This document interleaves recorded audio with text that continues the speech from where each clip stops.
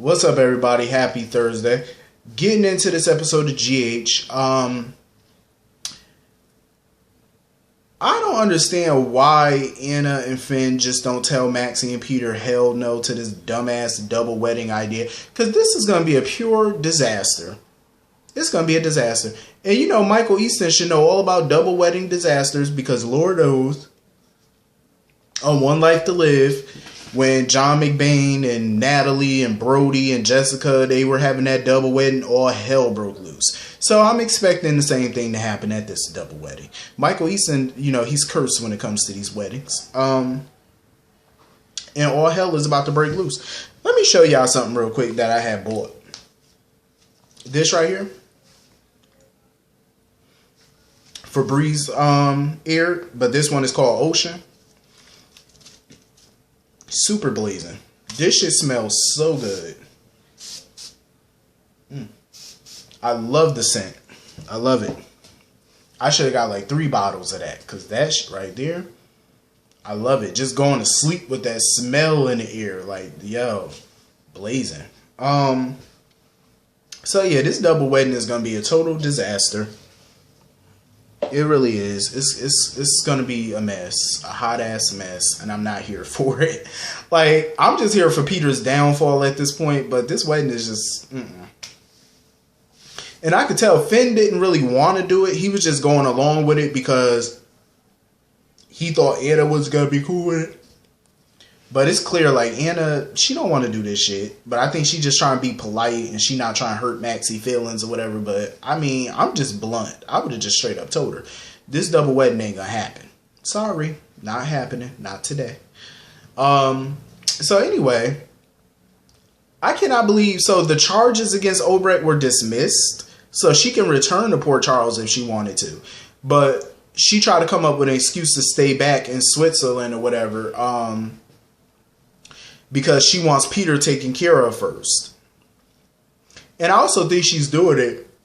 I also think she's doing it because she needs more time, because she already knows. She's playing Dr. Kirk like a fiddle at this point. Dr. Kirk swear Obrecht wants to be with him. She's just stringing him along. Using him as the puppet. And she's the puppeteer. She's the puppet master. You know, she don't want to be with that man. She don't want nothing from that man. But, you know, in order to get what she wants, she got to play it off like she all mesmerized and she want to be with him.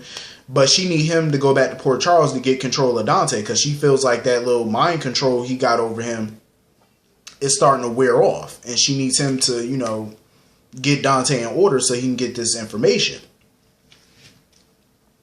Because so far, Dante hasn't been able to link the crimes to Peter so far. So, you know, something gonna have to be done before this wedding take place. So Dr. Kirk need to get on the ball, do what he's supposed to do. And of course, Franco and Scott show up because they want to talk to Dr. Kirk about this brain tumor and stuff. It was super funny though, because when Obrecht was trying to access the computer and stuff to see why Franco was at the clinic or whatever, she got busted by Scott. Scott was shocked to see Obrecht. I said, oh, damn. Hopefully she could find a way to keep Scott's mouth closed.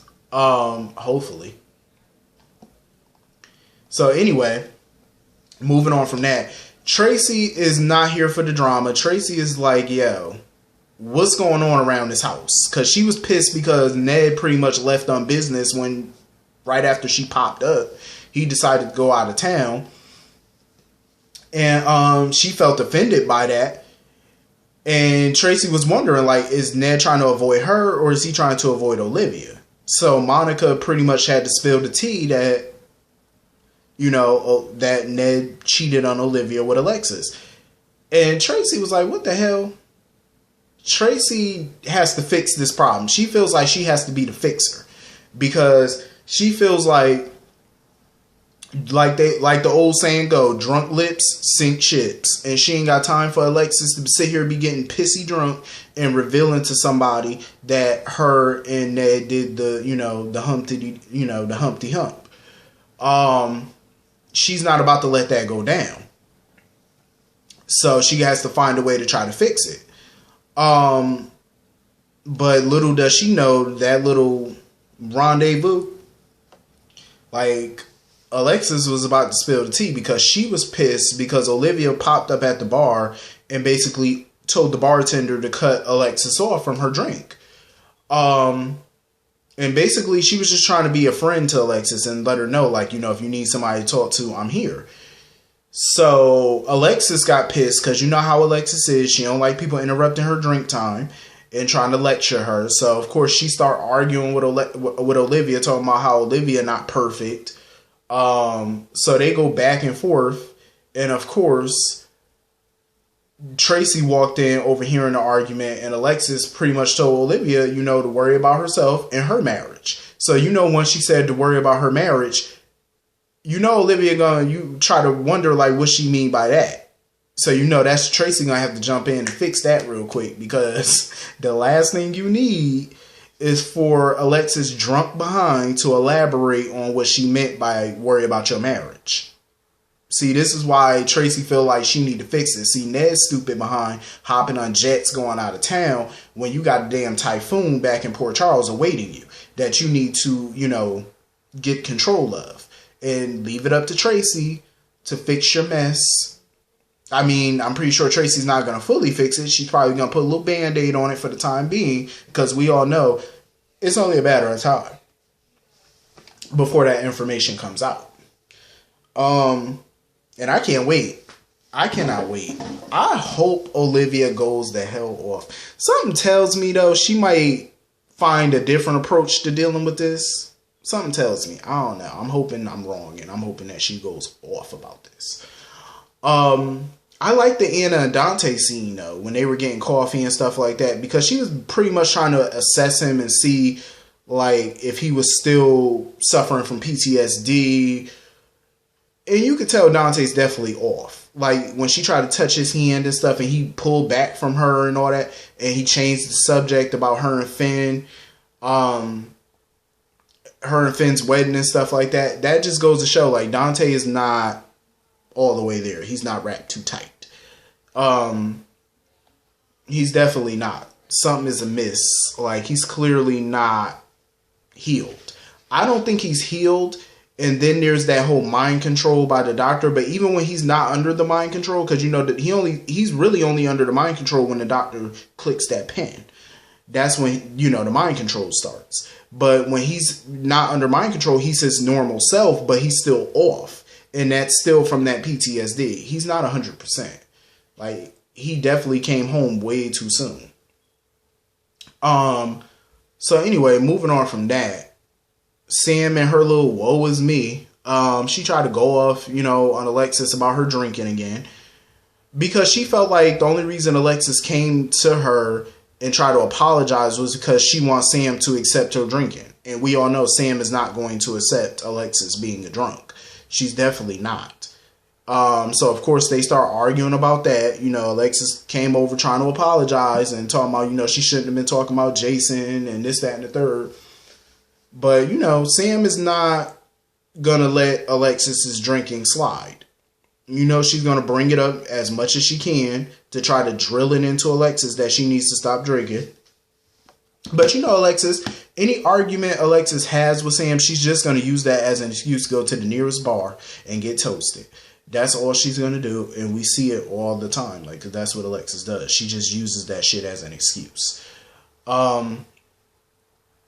So, you know, Liz popped up over there to talk to Jason about spending time with Jake, which is a damn shame. First of all, Jason, sir, your baby mother should not have to contact you to spend some time with your son, okay? She should not. I'm sorry, but you should be doing that on your own. You should be calling Liz like, hey, what's a good time and day for me to pick up Jake and have him and Danny hang out with me? That's what you should do. I'm just saying, like, clearly you're not spending time with that boy if Liz has to do a pop-up. If Liz has to do a pop-up to get you to spend time with your son, clearly you're not spending time with him. But for that matter, he barely spending time with Danny ass. But still, I see him more with Danny than we physically see him with Jake. So that speaks volumes. I just hope that this does not cause an issue in the future between Danny and Jake. Like it did with AJ and Jason and Michael and Morgan. And, you know, where the parents focus more on that child than the other. I really hope not, because that shit has been done to death over the years, and Lord knows we don't need to see it again. So anyway, Sam pretty much told Liz that her and Jason are, separated or whatever due to his world and the fact that she can't handle his world. Let me tell you something. I understand Sam was all in for Jason's world before they had children. I get that. Because it is different when, it's just y'all. Y'all can take those risks when it's just the two of y'all. And then when you got kids, some shit got to change because obviously you don't want to hear that your son was shot or your son was blown up or, obviously, and I'm not mad at her for wanting to change that. But it's like, damn, you should know Jason better than that. And you should know the mafia. You don't just walk away from the mob. And it's kind of crazy how people talk about, oh, Jason chose the mob over his family. Not technically. You can see it like that. But, I mean, once you're in the mob, you're in it. There's no walking away clean. There's no way for Jason to just walk away. Hell, it wasn't realistic when Ava and Julian did it. It's not realistic. In the mafia, you think about it. If you ever watched The Sopranos, you really thought Tony Soprano could walk the hell away from the mafia? Just free and clear, walk away. No. Hell no. You ain't walking away from the mafia. Once you're in, you're in. You done made enemies. You done did things that you cannot go back from. Once that's done, it's done. You're in. I'm pretty sure if Jason could cleanly walk away, he probably would have. But even Jason know he can't. Sonny know he can't. Hell, Sonny tried. I remember, 12 years ago after Michael got shot, Sonny signed away all the businesses and everything else. But even Jason told him, just because you walked away from the business don't mean that your enemies ain't going to come after you. They still are, because now you ain't got no power behind you. You ain't got no guards, which makes it even more easier for them to attack you. You're in. There's no out. Not unless you snitch or you die. That's the only out you're going to have. It's the only way. But I like that Liz was nice to her and stuff like that. Liz didn't sit there with no, I told you so or nothing. Liz was like, if you need to talk, because even Liz was like, we got to put our kids first. Their safety matters, which is true. But Sam, I just can't stand this whole, attitude like she didn't know this lifestyle before she got in it. Hell, you saw what Sonny and Carly's kids went through. Duh. So shouldn't that tell you what your kid would have went through? I'm not mad at her for putting her son first, but damn, you should have thought about all this some time ago before you done got knocked up. I'm just saying. But Liz was mature about it. She was just like, call me whenever you want to talk, I'm here. I like that. That's the mature way to handle things. I like that. That's a friendly way to handle it. I cannot wait for my boo Obrecht to come back to Port Charles and raise some hell. I can't wait, because I would love to see her and Britt do some scenes together, because it's kind of funny that Obrecht used to be chief of staff and now her daughter's the chief of staff. I would love to see some scenes between them. That would be dope. That was pretty much the whole episode. Hit the comment section, let me know what y'all thought, and I will see y'all all later. Hope y'all have a great night. Peace.